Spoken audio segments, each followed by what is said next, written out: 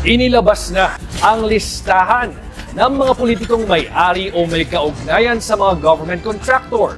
Una sa listahan si Senate President Francis Escudero na tumanggap ng 30 million peso. Si Senator Joel Villanueva naman ang kontratistang New San Jose Builders Incorporated. Tatay naman ni Senator Bongo ang nagmamay-ari ng CLTG Builders. Sobrang nakakagulat na balita. Grabe, si Diskaya umamin na harapang pinangalanan ang tatlo. Aarestuhin na sa Senado, Escudero, Bongo, Villanueva. Ayon sa nakalap nating impormasyon, tumestigo na si Senador Ping Lacson kung sinong senador ang nahuli nilang kontraktor ng DPWH, tinurong mga mastermind sa flood control project. Grabe, si Diskaya umamin na harapang pinangalanan ang tatlo. Aarestuhin na sa Senado, Escudero, Bongo, Villanueva. Tara, panoorin natin. Meron akong few questions kay Senator Ping.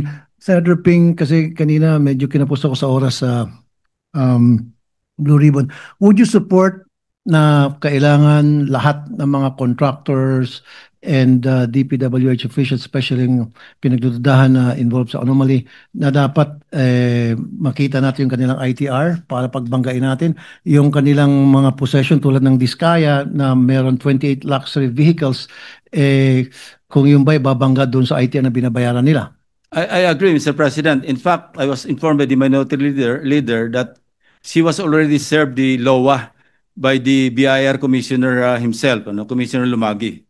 So that could start the ball rolling in an investigation to be conducted by the Bureau of Internal Revenue, no less. Pero kanina, Mr. President, I was informed by one of the personnel sa BIR, sabi ang bigyan lang daw ng LOA, letter of authority, ay yung company ni Diskaya. So ang gusto ko sana, mismong si Diskaya mismo, yung Diskaya mag-asawa, mabigyan ng LOA na para makapag-explain. And also, do you support, Mr. President, na hindi dapat abutin ng buwan o taon bago lumabas yung resulta ng LOA? Yes, I agree, Mr. President. I'm not privy to because it was just relayed to me by Senator Soto. Maybe he can share what he knows firsthand. And also, siguro, Mr. President, tulad sinabi ni Senator Soto kanina na nagustuhan ko ngayon dahil it happens na yung 28 luxury vehicles na binili ng mga Diskaya ay mula sa dalawang dealer mula sa dalawang car dealership na pasimuno sa smuggling ng mga sasakyan. In fact, yung dealership daw na yun ay involved doon sa pagpasok ng Bugatti na ako po nag-expose na hindi nakapagbayad ng tamang tax kaya nahila. So maybe doon sa 28 luxury vehicles baka mahila natin lahat yun, baka hindi nagbayad ng tax yun. Anomalous na yung pagkaroon nila ng ganong karaming pera, pati ba naman doon sa pagbayad ng taxes sa mga sasakyan, anomalous pa rin. So do you agree, Mr. President? Yes, Mr. President. By the way, I stand corrected and like to correct and put on record yung response ko kanina sa distinguished gentleman from Tarlac. Yung nabito ni Presidente, 26 billion. Ito yung program under the DPWH budget and another 168 billion under the unprogrammed.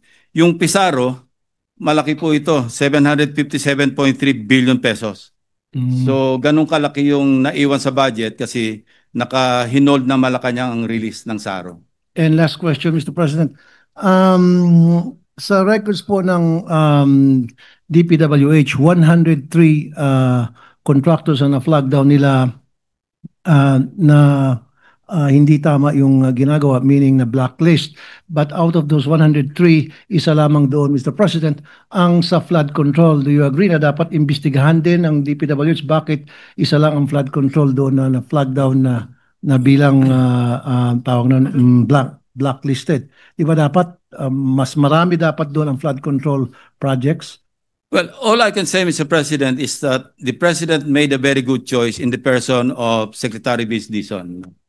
And I think being an action man, he will initiate a comprehensive and extensive investigation on the anomalies involving flood control projects. In fact, I heard that he already ordered the submission of courtesy resignations of all the officials, undersecretaries and below. And that's, I think, a good start. And you did mention about Secretary Vince, Mr. President, and I do agree with you, Senator Lacson, of course, with the President of appointing him, because for me, he is the perfect person for that position. I only know him for a short time. It is a short stint bilang Secretary ng Public Services, me bilang Chairman ng Public Services. He's done a lot. Marami po siyang mga nagawa, mabusisi siya. He does a lot of inspections. In fact, he's very strict with his people. He monitors his people very well. So I think he fits for that position. Do you agree, Mr. President? Yes, I agree, Mr. President. As a matter of fact, I sent to him already an advance information through one of his prospective staff, who used to work under me sa PNP. I gave him the information on at least 2 district engineers, and a minor functionary sa Bulacan who are big-time gamblers in one of the casinos here. And the 2 of them, as per my information, used aliases. They hid their true identities, gumamit ng fictitious name, and ang recorded losses. This is just informal and official, but I intend to get the official record. Yung isa po natalo ng 300 million, yung isa more than 300 million. And these are salary grade 19 officials, being district engineer, and the other one is even occupying a lower position. So you can just imagine the enormity of the corruption that's going on. This is only in Bulacan, Mr. President. I got hold of the aliases that they used. So it will be easier for the concerned authorities to really identify or get all the records of their winnings and losses. And it's very easy, Mr. President, kasi all we need to do is call the attention of Soler, Okada, and all other casinos para makita yung labas-pasok nitong mga nagsusugal ng mga DPWH officials, Mr. President. Yeah, that's what I did, Mr. President. I already wrote Chairman Altenco to coordinate or direct the different casinos to provide the information. I gave him all the necessary information to identify or to point to the DPWH officials through their aliases. And by the way, there's this Memorandum Circular number 6, issued way back in 2016, na pinagbabawal na mahigpit ang paglalaro sa casino ng lahat ng government officials. Yung sinasabi rito, connected directly with the operation of the government or any of its agencies. Aside from a possible, malit lang pong penalty rito, yung violation of Article 178 of the Revised Penal Code, using fictitious name and concealing true name, mababa ang penalty. Arresto mayor and a fine not to exceed 100,000 pesos. Pero at least, dito kung sa violation naman ng RA 6713, Code of Conduct and Ethical Standards of Government Officials and Employees, medyo mataas yung penalty. Abot siya ng hanggang 5 years imprisonment, and ang fine nasa mga 5,000. And perpetual disqualification. Possible perpetual disqualification from holding public office. And lastly, Mr. President, last na. Thank you, Mr. President. That's all. And I congratulate you, Senator Ping Lacson. Keep up the good work. Thank you, Mr. President. Thank you very much to the gentleman from Sabela. What is the pleasure of us, Senator Zubiri? Yes, Mr. President, just to interject, with that revelation, may we ask if the Blue Ribbon Committee, which is already conducting the investigation, subpoena the CCTV as well as the pertinent documents that fellow used in their gambling activities? If the chair may, I would want to interject. I asked the question earlier during the Blue Ribbon Committee, and former D. Henry Alcantara even admitted of their casino visits with Bryce Hernandez and others. And we likewise requested Soler North to provide the CCTV so that we can identify if indeed they are going there. Yes, because that's unexplained wealth, Mr. President. Definitely, if they lose 300 million, where did they get the 300 million from? From flood control, Mr. President. Exactly. But my point being is, kung may pera silang ganyan, talagang dapat mailabas ng agency yan, a proper agency concerned. And most especially the gambling casino. If it's subpoenaed, they're no longer, I think, covered by the Privacy Act. If it's subpoenaed by the Blue Ribbon, pwede na makuha ang dokumento, yung video na yan, Mr. President. Thank you. Thank you. Unfortunately, Mr. President, ang lifespan ng CCTV footages, 1 month lang. So kung naglaro sila more than a month ago, baka wala na, nakabura na yon. Mr. President. Yes, the majority leader is recognized. Yes, Mr. President, just to confirm the information given by Senator Lacson to Senator Rafi Tulfo earlier, I was just on the phone with the BIR Commissioner Jun Lumagi, and the additional LOA that they had given Mrs. Diskaya earlier was an additional for 2019 and 2024 that they refused to receive before. And the 2020 up to the 2023 was already served ongoing, and the for the 9 companies, but for the individual herself, yes, there is an ongoing investigation already and an LOA. So that should address the concern raised by Senator Tulfo, Mr. President. Thank you. Mr. President, next to interpolate is the gentleman from Nueva Ecija and Camarines Norte, Senator Robin Hood Padilla. I move that he be recognized, Mr. President. Senator Robin Hood Padilla is recognized. Maraming salamat po, Ginoong Pangulo, at sa ating pinunong mayorya. Meron lang po ako mga konting katanungan. Willingly to the distinguished gentleman who played my role sa 10,000 hours. Isang karangalan po at nakapagbigay po sa akin ng Grand Slam. Naniniwala po ba kayo, Ginoong Pangulo, na ang AFP sa ngayon ang may pinakamataas na trust rating, ang Armed Forces of the Philippines po? I have no personal knowledge, but if you say so, Mr. President, I believe you.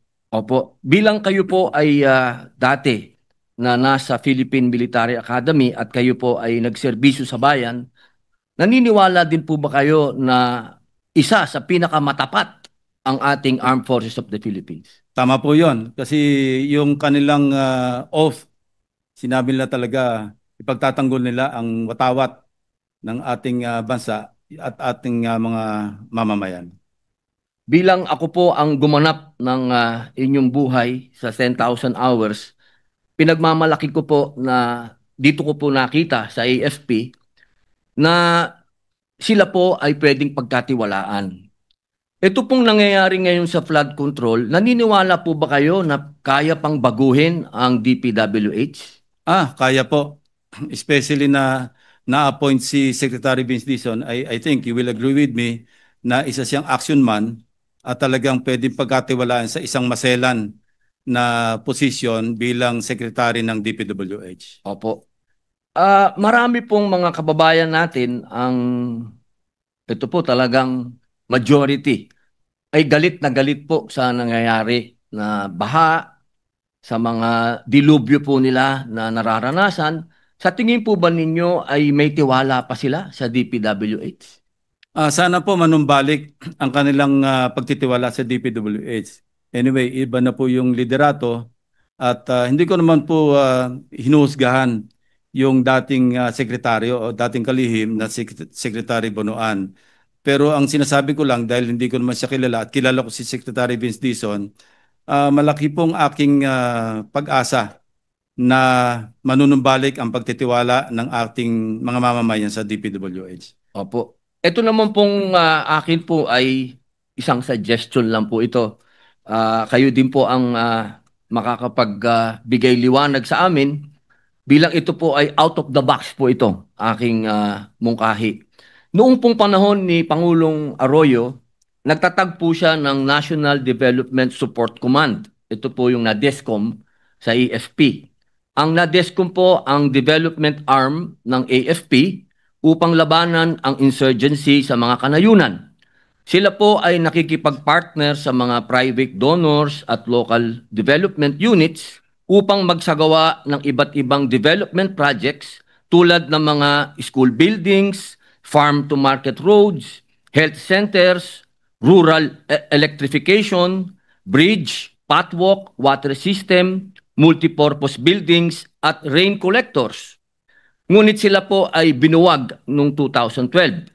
Tinataya po na 1,800 development projects po ang natapos nila mula noong sila po ay maitatag.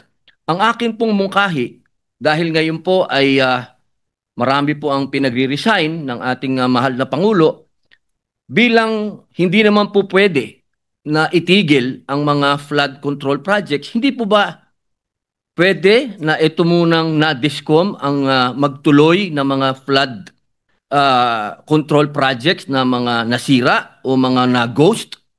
Sa palagay po ba ninyo, pwede natin silang pagkatiwalaan?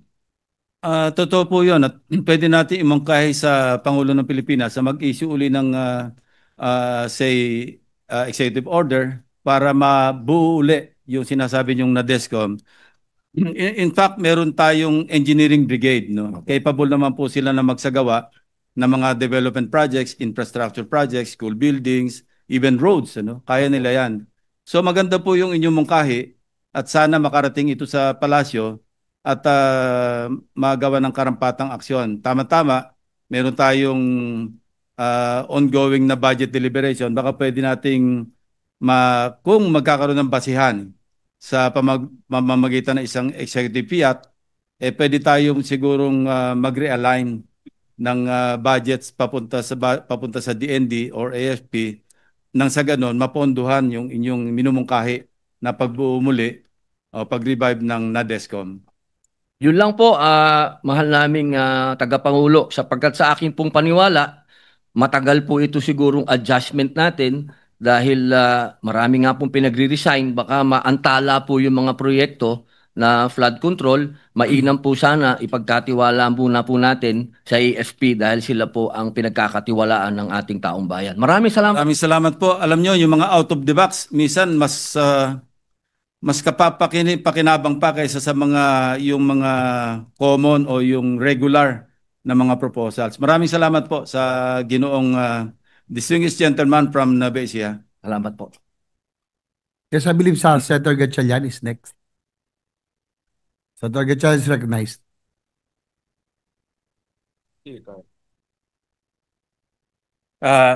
Thank you, Mr. Chairman.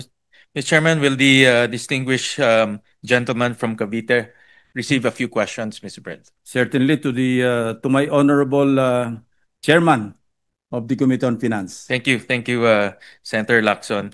When you were giving your privilege speech 2 weeks ago, you showed a contractor there by the name of Darcy and Anna.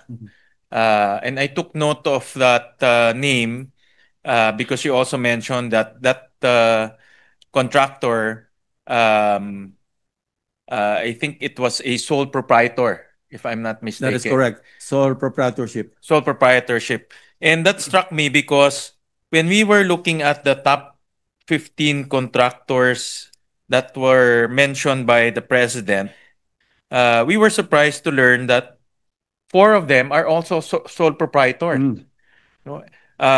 This is QM Builders. The other one is Wawa Builders. I think you also mentioned Wawa Builders in your privilege speech.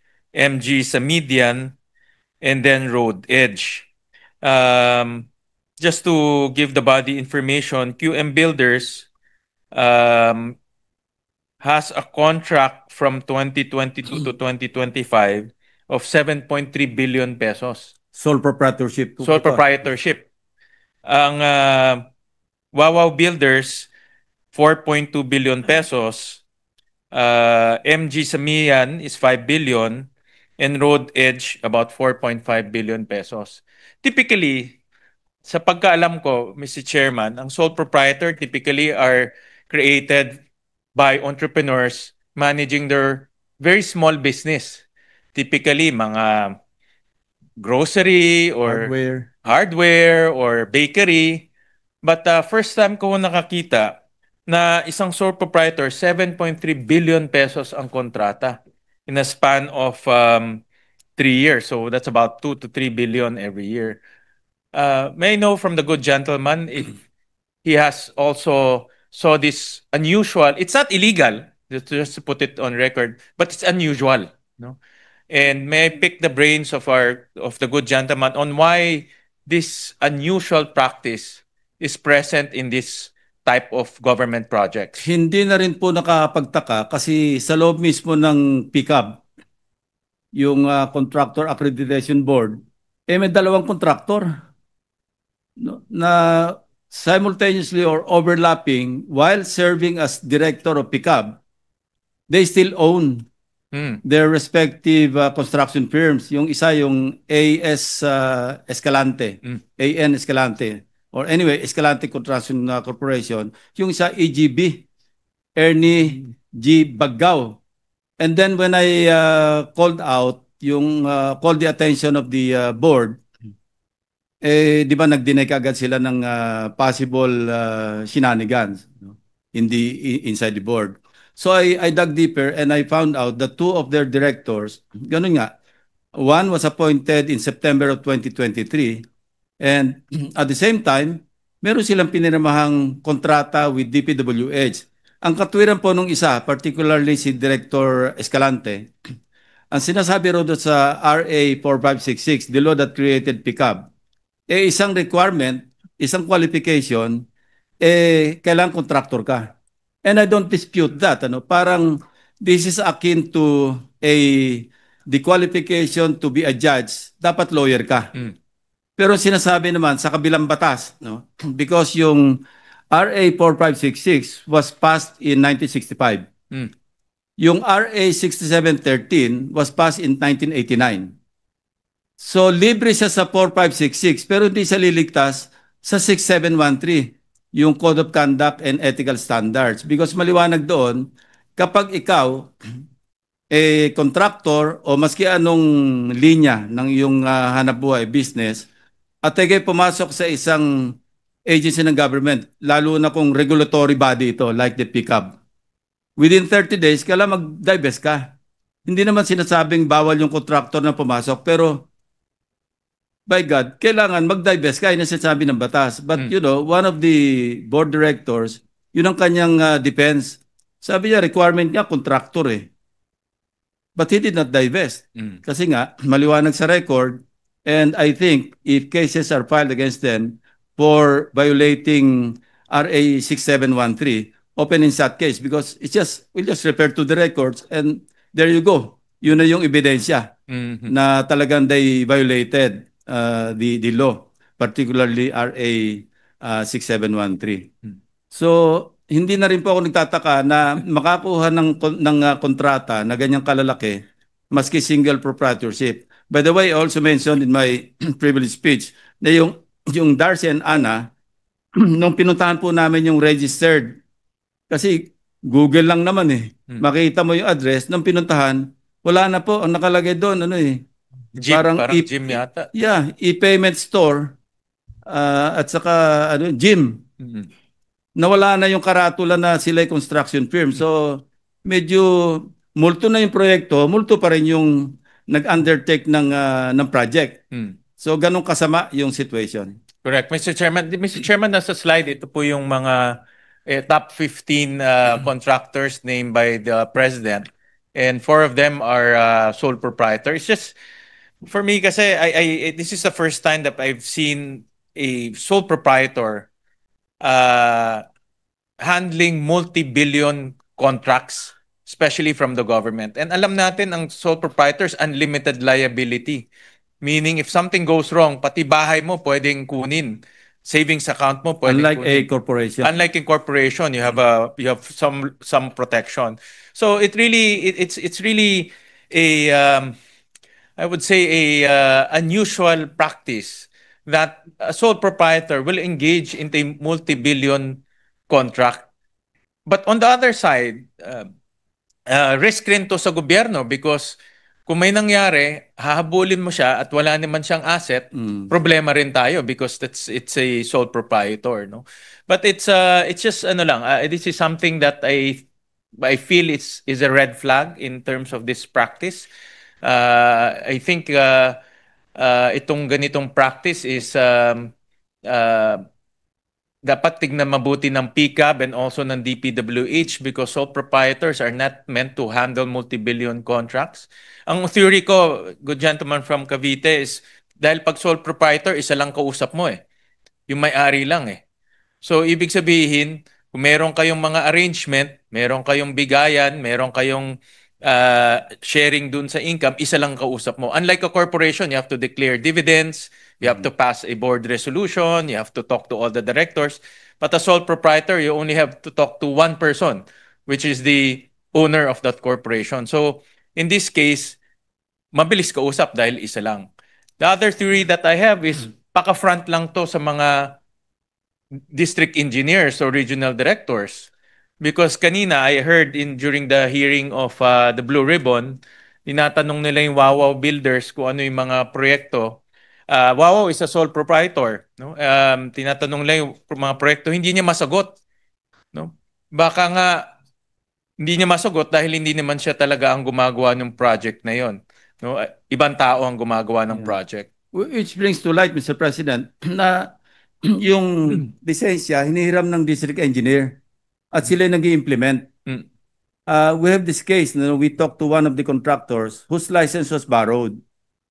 Ang problema niya, nakita niya na pala na hindi pala ginawa yung project na kung saan ginawa yung hiniram na lisensya niya. So, worried siya na siya yung puputukan kasi siya yung nakapirma.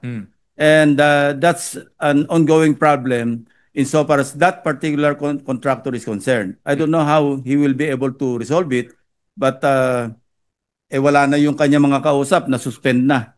Ito yung sina Bryce Hernandez, Alcantara, at saka yung another one. No?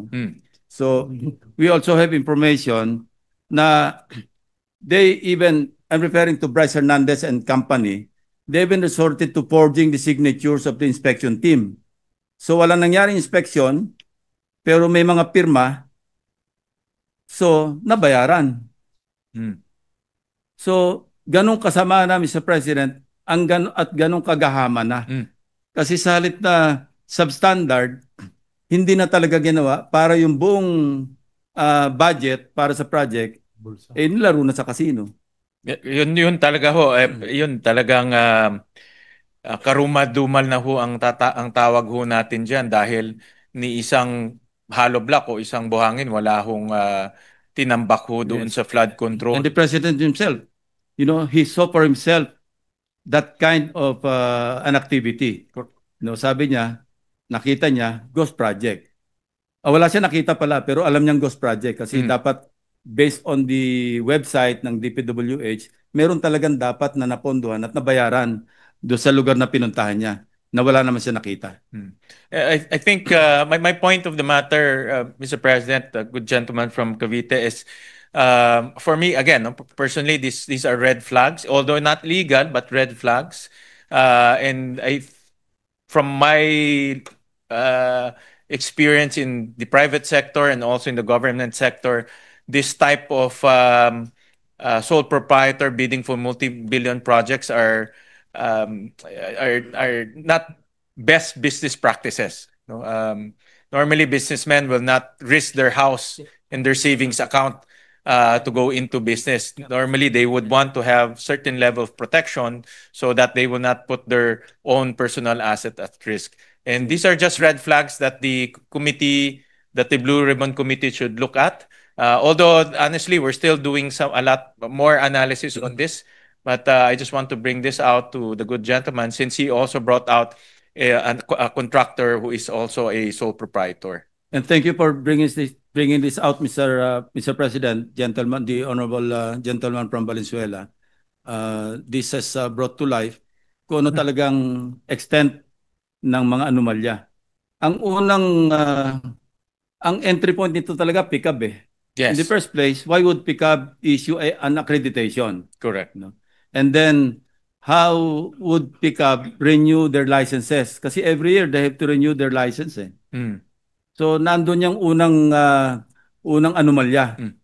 Pangalawa na lang yung sa DPWH. Correct. So we really have a big problem, Yeah. Mr. President. At nasabi niyo kanina itong si Escalante and the other director, I was just comparing this with ERC, who's a regulator.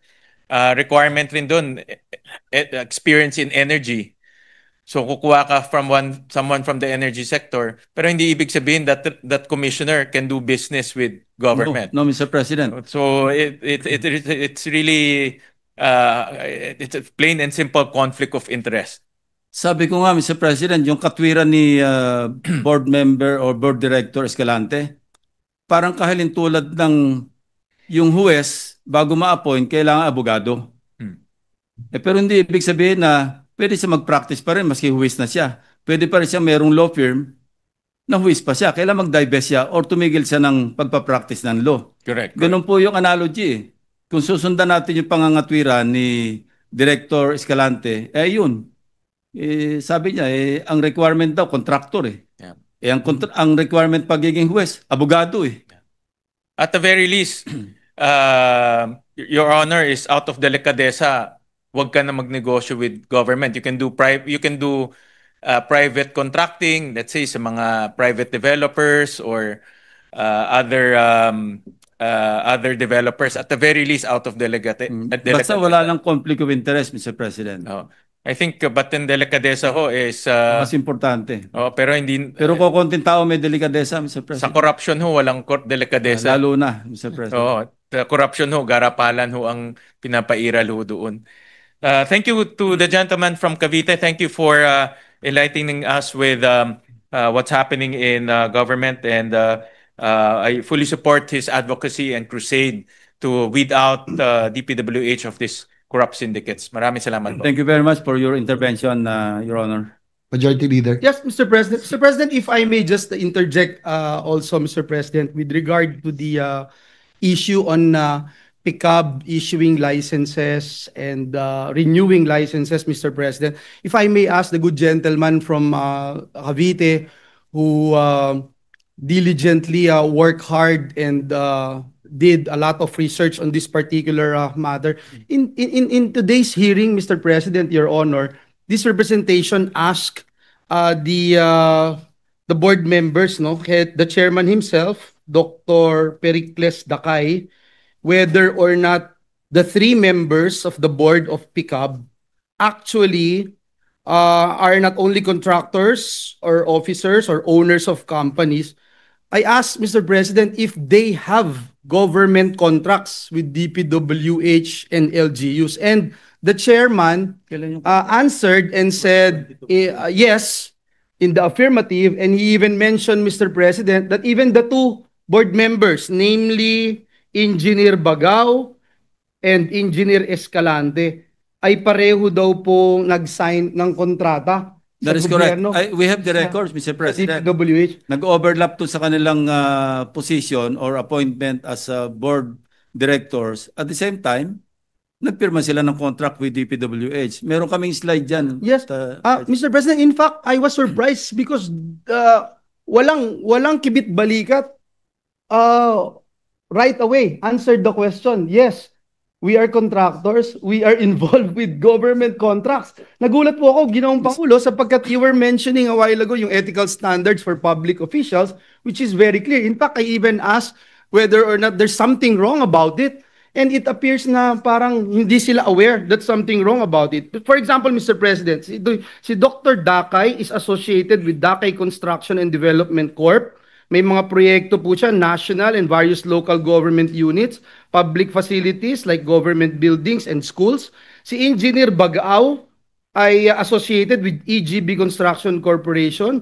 Dinescribe po siya as one of the top contractors for flood control projects, securing projects worth over 7.7 billion, Mr. President. And if I'm not mistaken, Your Honor, Senator Lacson made mention about this particular person, Engineer Bagao, that signed government contracts while simultaneously July 25, 2024. So he is And a he was pickup board appointed member. September 2023. So he's indeed a board member when he signed those contracts, Your Honor. That is correct, Mr. President. And then this engineer Escalante is associated with A.N. Escalante Construction, and allegedly, again, he signed a contract with DPWH in behalf of his company in May 2022, again, while already a pickup board director. Mr. President, let me fast forward. What can we do about this, Mr. President? Should DTI do something about this? Of course, in the course of our investigation here in the Senate, the committee will recommend the filing of charges against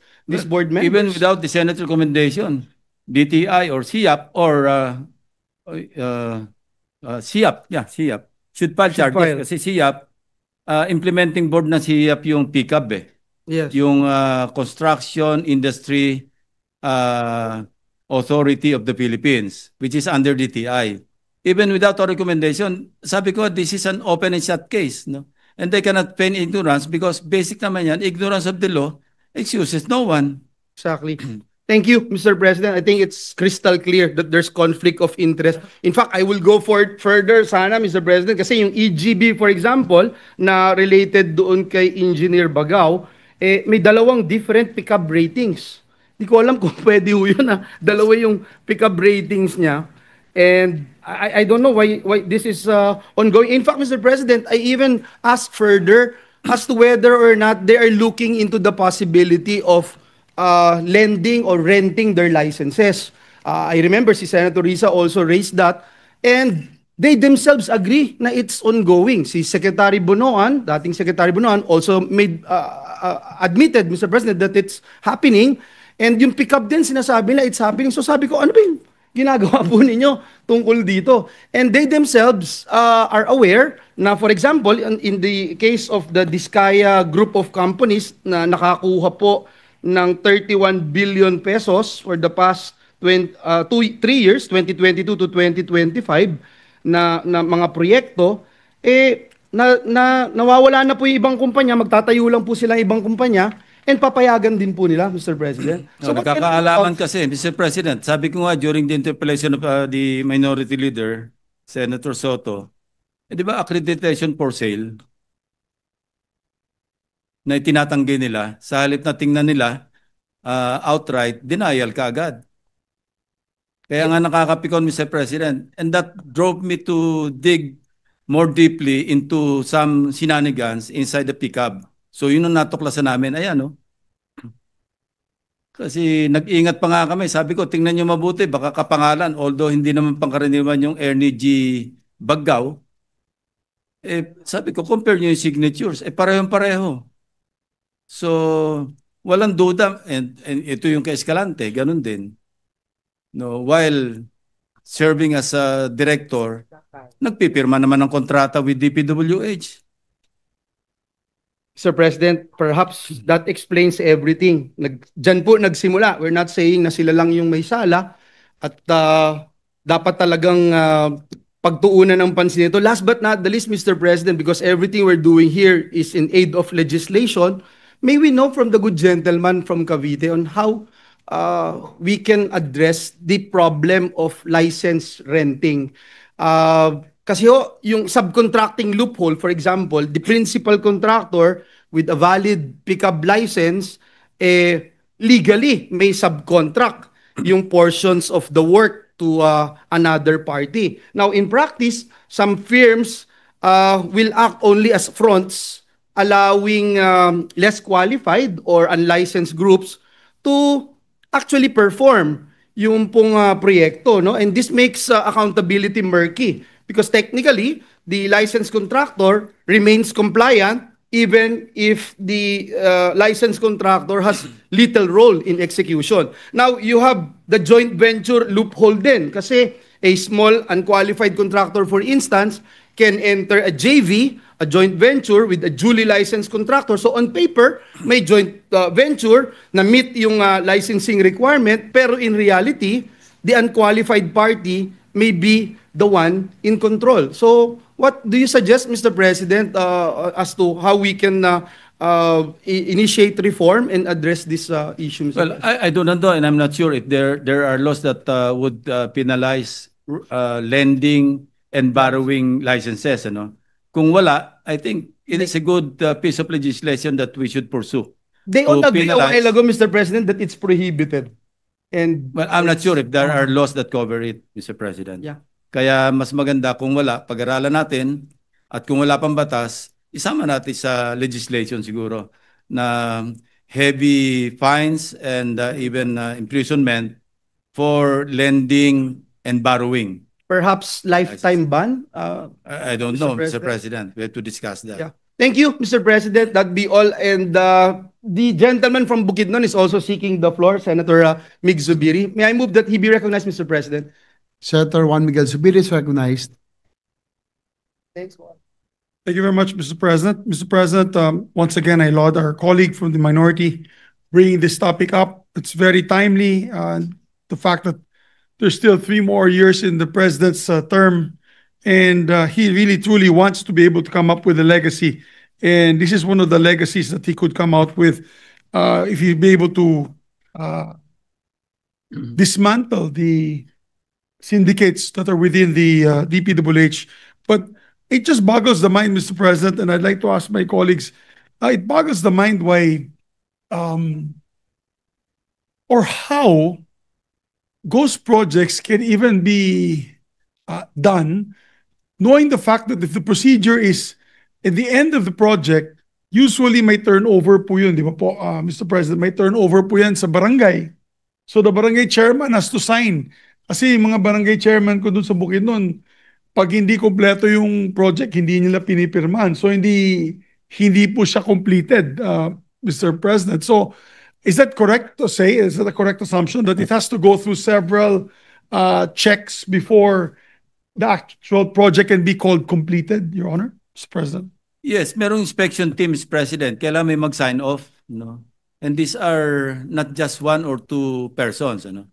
Several officials, I think 5 ang pipirma. Accountants, yung sabi nga ni Minority Leader Tito Soto, district engineer, pwede yung assistant district engineer, may accountant, head ng inspection team. Pagka may collusion, lahat pipirma yon. Sabi ko nga, meron pang experience na at least 5 projects in Bulacan, forged yung signature ng inspection team. So that's another offense, Mr. President. Para makubra yung bayad, nag-forge na ng signatures. So they're claiming that it was forged, or was it a according to our falsification information, and we're trying to get the documents, Mr. President. Well, that's usually that's what they say pag nahuli sila, forged yung signature nila. Pero baka naman totoong Meron napirma. tayo mga specimen signature experts, Mr. President. Hindi sila lulusot. Pag sinabi lang pinorge ang signature, pero totoo nilang signature, how could they escape that, Mr. President? Yes, Mr. President. So there are several, as I said, as you also mentioned, there are several laws that have been possibly violated. Of course, the Graft and Corrupt Practices Act, pati yung falsification of public documents, if indeed that they forge the documents, and also possibly estafa, Mr. President, because yung criminal, kasi I consider it already with criminal intent. If they're going to come up with a ghost project and then they fool everyone else utilizing government funds, wouldn't that be considered estafa as well? Yes, Mr. President. I was informed by a retired Supreme Court Chief Justice, na merong jurisprudence. Sabi niya, ang advice niya, wag na kayo mag-file ng plunder kasi abutin kayo ng siyam-siyam, 10 taon at least, bago ma-prove. There's an existing or parang leading case na kung saan 8.8 million lang yung threshold. Hindi ko pa pinapaaral ko sa staff ko yung kung ano yung mga predicate crimes that would constitute a penalty of reclusion perpetua, meaning capital offense, capital punishment, no bail. So instead of filing plunder or violation of RA 7080, we're now conducting research on that particular information that I got from a retired Chief Justice of the Supreme Court. Thank you, Mr. President. Our colleague is right because syndicated estafa is, and there are lawyers in front of me here, syndicated estafa is a non-bailable Correct. offense because it was done by persons of authority. And if these were done by people of the DPWH, they were persons of authority, knowing fully well that they were doing criminal intent, there was criminal activity. So kaya talagang piko ng taong bayan dahil hindi lamang ninakaw yung pera, kundi wala pang project. Iba po yung nagawa yung project at nagkuha ng kickback. Ito talagang wala, zero. Kaya doon kanina sa hearing, yung kay Wawaw Builders, nagulat po ako na wala talaga siyang masabi. Hindi nga niya alam kung ilan po yung proyekto niya. Hindi niya alam kung nasaan yung proyekto niya.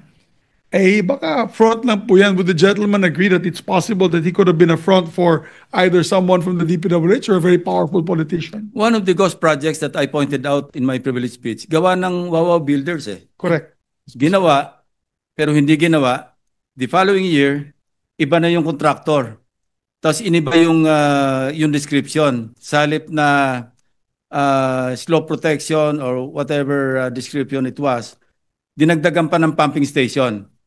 But my team was able to locate the exact project where the original project was supposed to have been constructed.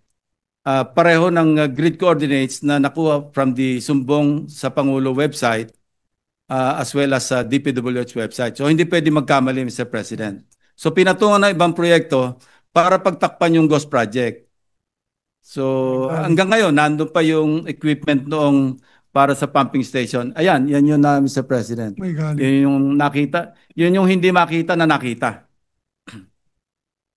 At alam mo, Mr. President, I'd also like to ask our distinguished colleague, paano naman po yung mga substandard projects? Lagyan naman natin liability ng contractor sa substandard projects. Kaninang umaga po, kahapon yata, nahulog yung bubong dun sa Albay, sa probinsya ng napaka-notorious ng probinsya ng aking nanay. Sa Albay, kaninang umaga, nahulog yung covered court sa ulo ng mga estudyante dahil sa bigat daw ng ulan because they used trapal and siyempre napondohan yung ng tubig ang trapal at nahulog. It's all over social media. It was in the news today.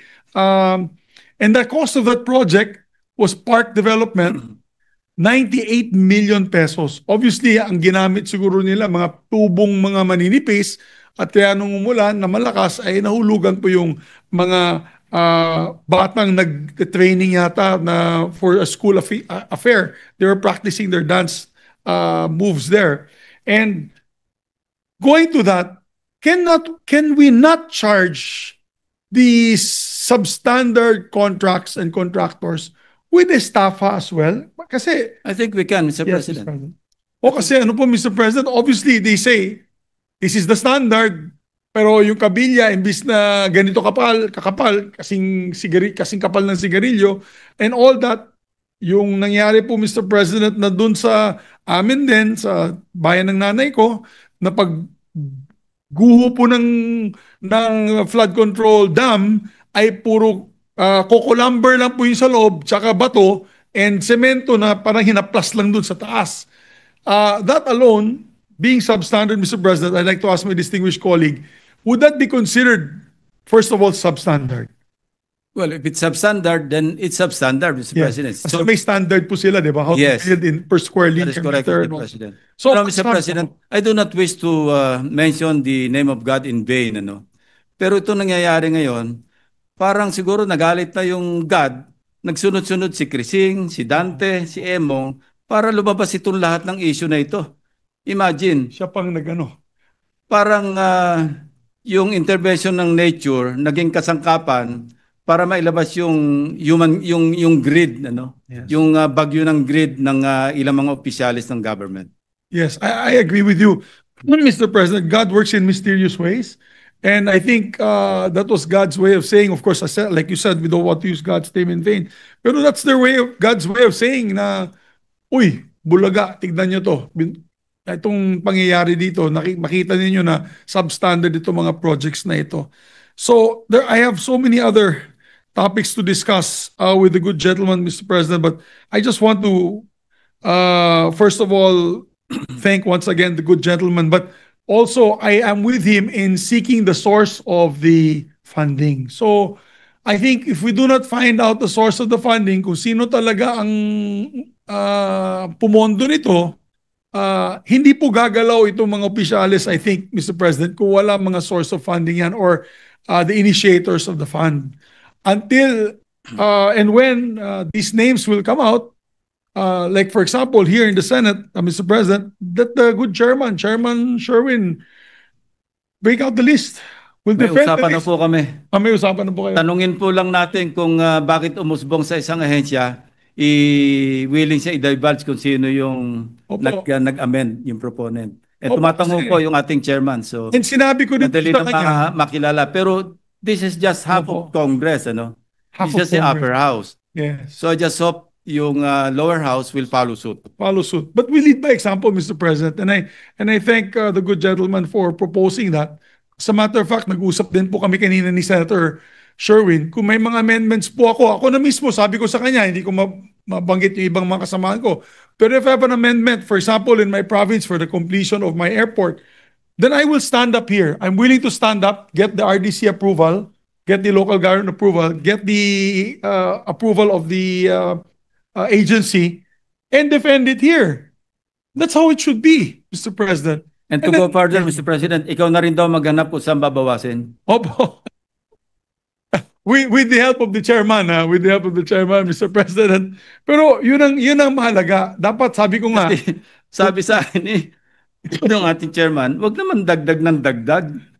Tulungan niyo naman kung maghanap kung saan tutuin. Tama. Otherwise, siya yung puputukan, sa kanya magagalit yung mga agencies na binawasan niya. Kaya nga Mr. President, sabi ko, sino yung tumutulak at tumudyok dito sa in amendments, which you call institutional amendments, siya na rin ang tumayo at depensahan. Hindi lang depensahan, maghanap siya ng kung saan kukunin, Mr. President. Tama po yan, Mr. President. Pero at least, hindi po bogbog ang ating chairman. And that's how it should be. Sabi ko nga, we should be able to defend in Luneta the amendments. For example, if my barangay needs a hanging bridge because alam mo, bundok po kami, I will defend it here. And I will seek the floor and I will be open to interpellation. And I think that is the proper way, Mr. President. So that's very commendable, Mr. President. thank you. So I already mentioned to the good senator whatever amendments that I'll be making, I'll be presenting to the body in future date. So may amendment na po kayo sa 2026 para sa Bukidnon? Marami po, Mr. President. Di naman. Pero walang flood control. These are all, for example, classroom buildings. We have barangays that have no classroom, high schools, Your Honor. So baka yun mga i-propose ko po. Well, I remember this happened to us, Mr. President. When I was still here, di ba sabi nyo, pwede ba ito, Senping, dahil ito may RDC approval naman ito. And I said, I have no problem with that because yan nga kailangan yung nanggagaling sa RDC because during the Finance Committee DBCC hearing kanina, napansin ko na naman yung Local Development Council na inadapt sa NEP, 19.9%. Balik na naman tayo doon sa parang nababaliwala yung local development plans, ano? Yes. Na dapat nandun yung bulk, at least man lang, increase natin sa 30-40%. Yes. Kasi di ba pinaghihirapan nila magbuo ng local development plan. Yes, pagdating sa and we took this up with the DBM team na nakausap namin. Opo. Bakit salisi yung submission ng mga regional development councils? Nagsasabit sila mga bandang October. Yes. Tapos na yung budget call. Yung budget call daw nag-i-start as early as January. Yes. Sabi ko baka pwede i-catch up natin yung kanilang Regional Development Council plans Yes. from all over the country. Tapusin nila ng say end of December. I-submit nila para pasok sa budget call, mapag-aralan. Yes. Hindi yung parang the Imperial Manila as they call it, yung mga taga-probinsya. Magsasubmit yung pero late na. Wala na silang pagsasabitan. Tapos na yung budget call, may NEP na Yes. Yeah. After the SONA, within 30 days, nandyan na yung National Expenditure Program. Saan pa na magagamit yung kanilang regional development plans or local development plans? Yes. So, and they're trying to catch up daw to synchronize yung output ng mga regional development council plans na sinabit doon sa budget call. Actually, Mr. President, the members of the House of Representatives, I don't know if I should be saying this, but I know many of them already submitted their projects to the NEP. Yun nga na-discover ng ating chairman, Mr. President. Yes. Opo. Iba-ibang barangay, pare-pareho na naman yung Opo. appropriations. So sabi ko, Under malamang the yan, LIT. malamang yan, hindi, yung dati yun, yung BLIP, Local- various local infrastructure projects. Ngayon, naging BIP, Oh. various infrastructure, na iba yung nomenclature, pero Oo. same banana. Oh. Iba, same dog, iba lang yung collar.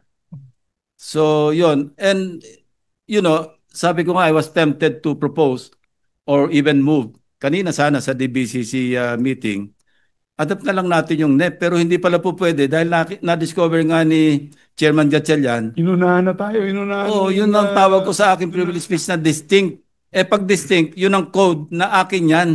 Oo. Kung sino yung nagsingit doon, kanya yon, wag niyong pakialaman yan. Kasi Yes. pag ganyan yung amount, 77,000 something, Yeah. or kung ano yung na-discover ni Chairman Gatchalian, code yun kung sino yung nagsingit doon. And as pointed out by Senator Villanueva, the distinguished majority leader, di ba tinanong niya, posible bang sa NEP pa lang nakasingit na? And I answered in the affirmative kasi nangyayari talaga. So, National Expenditure Program pa lang, naka-insert na. Pagdating Yes. sa House, mag-i-insert ulit. Totoo po yun, Mr. President. Quadruple whammy. Kasi pagdating sa Senate, mag-i-insert ulit. Di pangatlo na. Opo. Pagdating sa BICAM, mag-i-insert ulit. Quadruple whammy. Pang-apat na wami. At kaya nga po, Mr. President, I am all for the reforms in the budget process and fully support it, particularly sa RDC, Mr. President. Actually, 2 months ago, last June, ako ay nag-present sa RDC din sa mga projects that are needed for the region 10, kasi that's my region, Mr. President. So, I'm doing what the good gentleman is asking, that dapat may RDC request talaga. And kung kaya naman lalo na wala kang kalaban ng mga RDC chairman, no problem. So, I know many of us kasi have advocacy. Sa RDC, Mr. Chairman, nandun yung mga governors, nandun Yes. yung NEDA, nandun Yes. TBM. Correct. Yung Mr. kanilang mga regional officers, di ba? Correct, Mr. President. So, ano na yun comprehensive na yun nandun, Opo. represented na silang lahat. And I'm glad that the President issued Executive Order number 82. Yes. Ito yung nag-i-strengthen sa role ng mga RDCs. Kanina, that was supposed to be my third topic yung sa local development or regional development councils. Yes. Kung na-implement na ito, because this was issued several months ago, how effective yung implementation ng Executive Order 82? Yes. Has it really strengthened or enhanced the role of the regional development councils para mag-apply na sa 2026 budget? Apparently, parang hindi rin kasi bakit nga may pagkakapareho na naman ng mga items? May I ask the chairman of the Finance Committee how many items he was able to identify? More or less, parang ano lang, ballpark. Actually, Mr. Chairman, I was texting my staff nga to send me the PDF copy of that DPWH NEP for 2026. Because last week we engaged this third-party association to ng mga project managers, because there are 4,000 flood control projects in the 2026 NEP alone. And nakasulat kasi lang doon,